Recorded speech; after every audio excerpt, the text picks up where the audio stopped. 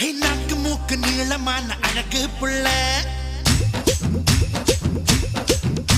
ஹே நல்ல வேளை கிளின்டன் கண்ணில் படவே இல்லை